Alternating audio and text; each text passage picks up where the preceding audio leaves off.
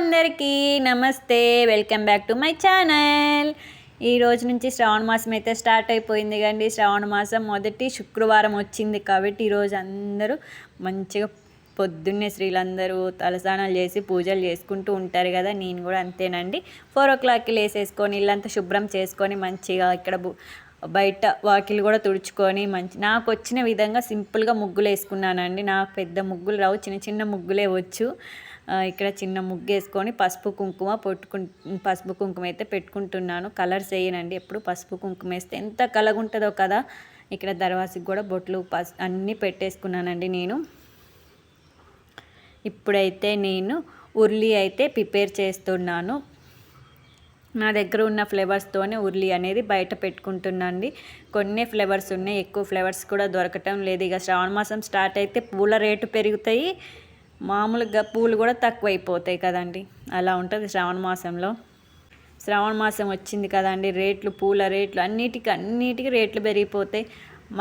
నేను ఒకటే చెప్పాలనుకుంటున్నా వీడియో ద్వారా, మనకి ఉండాల్సింది భక్తి శ్రద్ధ అండి. అంతకు మించి ఏమి దేవుడికి ఇంత ఆర్భంగా చేయాలి, ఇంత డబ్బులు ఖర్చు పెట్టి వృధా ఖర్చులు పెట్టకండి. ఎందుకంటే ఈ రోజుల్లో డబ్బు చాలా అవసరం మనకి.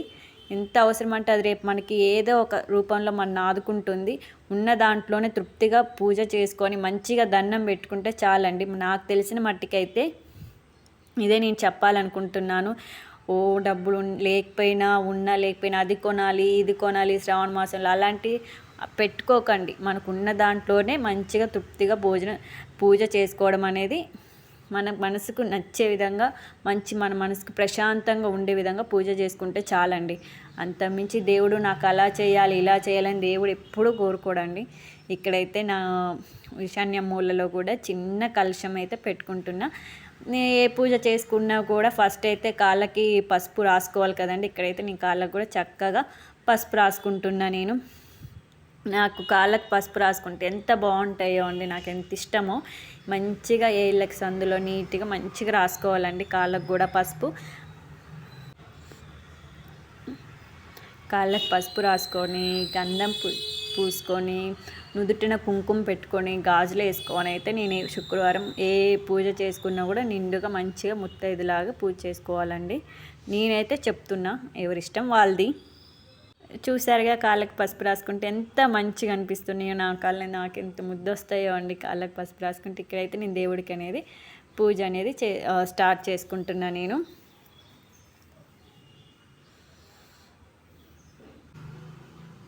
ఇక్కడ ఫస్ట్ దీపం వెలిగించుకుంటున్నా అండి. మనకి వచ్చే శుభకురుత్వం కళ్యాణం ఆరోగ్యం ధన సంపద శత్రుబుద్రి వినాశకం దీపం జ్యోతి నమోస్తుతే ఉదయం దీపం నమోస్తుతే అని మంత్రం చెప్పుకుంటూ దీపం అయితే వెలిగించుకోవాలండి. అంటే నాకు వచ్చిన మంత్రం నేను చెప్పుకున్నాను, ఇంకేదైనా వస్తే మీ ఇష్టం అది.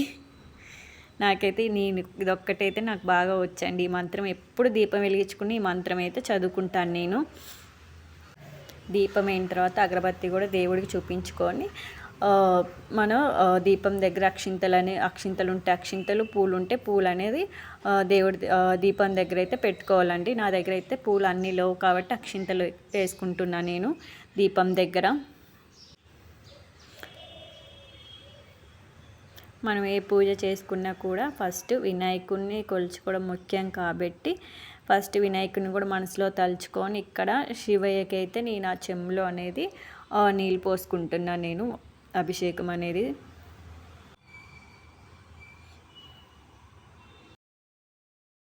మాసంలో ఎంత ప్రశాంతంగా ఉంటుందండి. పొద్దున్నే పూజ చేసుకొని శుక్రవారం ఎర్లీ మార్నింగ్ లేచి పూజ ప్రశాంతంగా ఏ ఆర్భాటం లేకుండా చేసుకోవాలంటే ఒక గంట ముందే లేచి మంచిగా ఇల్లంతా శుభ్రం చేసుకొని నైటే గిన్నెలు కడిగేసుకొని పండుకుంటే మార్నింగ్ హడావుడి లేకుండా ప్రశాంతంగా చేసుకోవచ్చు పూజ. నేనైతే అలాగే చేసుకుంటాను.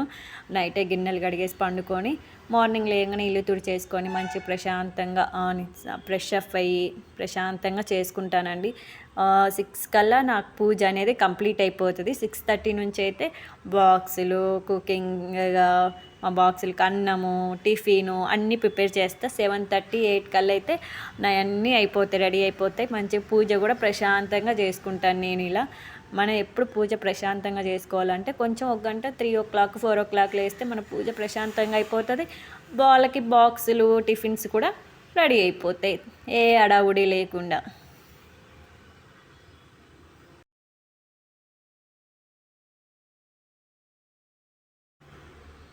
మంచిగా ధూపం కూడా వేసుకోవాలండి. మన ఏ పూజ చేసుకున్నా కూడా మనకి మంచిగా స్మెల్ వచ్చే ధూపం వేసుకోవాలండి ప్రశాంతంగా. ఆ స్మెల్కి కూడా మనకున్న ఆలోచనలు టెన్షన్స్ అన్నీ పోయి మంచి ప్రశాంతంగా అనిపిస్తుంది. ఆ స్మెల్కి కూడా ఇల్లంతా కూడా ఎంత బాగా అనిపిస్తుందో.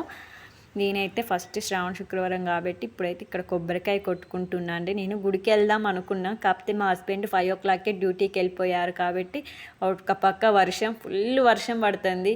అసలు ఫుల్ వర్షం పడినా ఏం కదా, అది ఏంటో వస్తుంది పోతుంది. సరే నెక్స్ట్ సెకండ్ వారైనా గుడికి వెళ్దాం అనుకొని ఇంట్లోనే కొబ్బరికాయ కొట్టేసుకున్నాను నేను దేవుడి దగ్గర. కొబ్బరికాయ కొట్టేసుకొని అయితే హారతి కూడా ఇచ్చేసుకుంటున్నాను నేను దేవుడికి. ఇక్కడ మంగళహారతి సాంగ్ వస్తే మీరు పాడుకోండి. నాకైతే మంగళహారతి సాంగ్ అయితే నేను నేర్చుకున్నానండి. ఇవన్నీ కష్టపడి అన్నీ రోజు పూజ చేస్తుంటే ఫోన్లో పెట్టి వినడం అలవాటు చేసుకుంటే మనకు కూడా అలవాటు అయిపోతాయి. అట్లా ఈజీగా వచ్చేస్తాయి. నేనైతే మంగళహారతి పాడుకుంటూ హారతి అనేది దేవుడికి చూపించానండి ఇక్కడ నేను.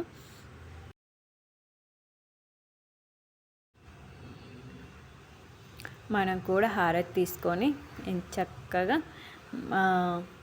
దేవుడిని ఎప్పుడు ఒకటే కోరుకోవాలండి, మనకి ఆరోగ్యాన్ని ప్రసాదించు తండ్రి. మనకి ఇక్కడ నా పూజ అనేది కూడా కంప్లీట్ అయిపోయింది. ఇక్కడ చూపిస్తానండి. మా గ్యాస్ దగ్గర అయితే మంచి ముగ్గులు కూడా వేసుకున్నాను నీట్గా. మా ఊడికైతే ఈరోజు శ్రావణ శుక్రవారం కాబట్టి పులిహార చేసుకున్నాను నేను ఇక్కడ. పులిహార కూడా రెడీ అయిపోయింది. నిమ్మకాయ పులిహార చేసుకున్నాను ఈ శ్రావణ శుక్రవారం. ఈ వీడియో నచ్చినట్టయితే like, share, subscribe to my channel. Bye bye.